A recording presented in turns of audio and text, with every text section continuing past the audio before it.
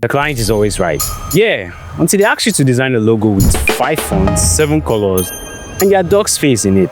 And of course, they'll follow it up with, it just needs a little polish. Today, we're diving a bit deep into one of the hardest, most powerful skill every designer needs to learn: saying no. Look, we all want happy clients, but sometimes saying yes to every desired request is how you end up crying at night, wondering why that flyer looks like a better design from the 90s. You've probably heard that phrase 1,000 times. It's practically engraved into the walls of almost every service-based industry. The client is always right.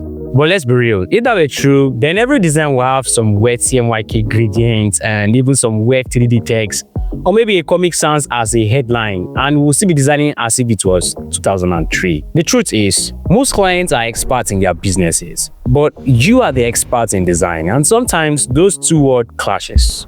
Your job isn't just to follow instructions, it's to guide. You're a problem solver, you're a visual strategist, and on some days, a part-time therapist, if only you understand what I mean. So the moment you realize a client's direction is leading the project into some chaos, that's your cue to speak up. But when are the times you must say no? Let's break it down. These are the 3 big situations where saying no isn't an option, it becomes essential.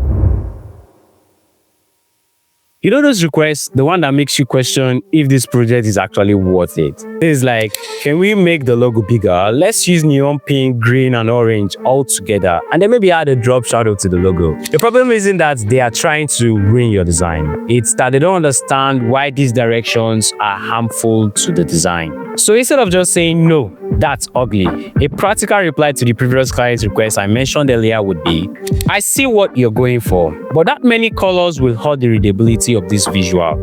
If we stick to 2 or 3, it feels more premium and work best. At this point, it's about explaining why your no's exists. That's what makes you a professional, not just a random pixel pusher. Let's take a look at this quick scenario. You deliver version 1, they love it. They ask you for just a tiny little change, then another, and suddenly you're on version 14 and you are still brainstorming, maybe with your wife, through your time. Come on, at this point it's no longer collaboration.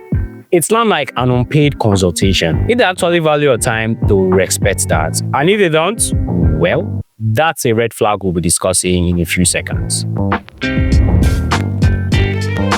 Aha, yes, the I know better than you clients, one of my favorites in the past. They hire you for your skill and then proceed to ignore every single thing you say. Listen, this is where a lot of designers struggle because we are people's pleasers by nature. You only understand what I mean.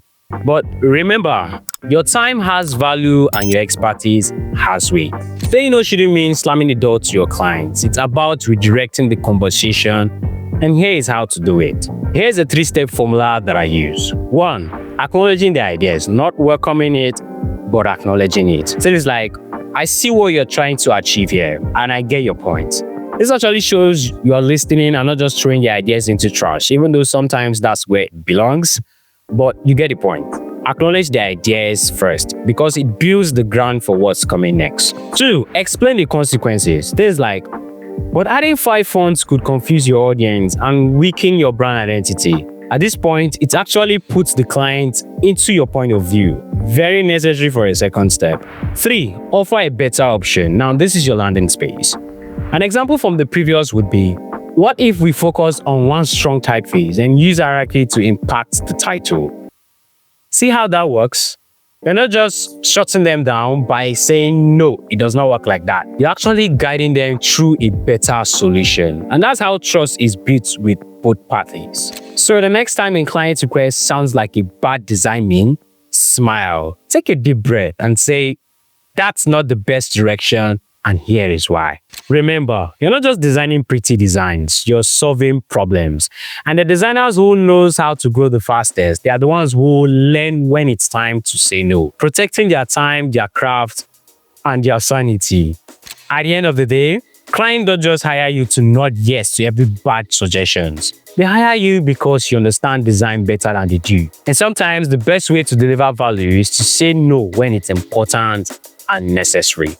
So yeah, if this video has been able to add value in any way, hit the like button, Subscribe to the YouTube channel for more interesting creative feature uploads. I've been David Femi. See you on the next one.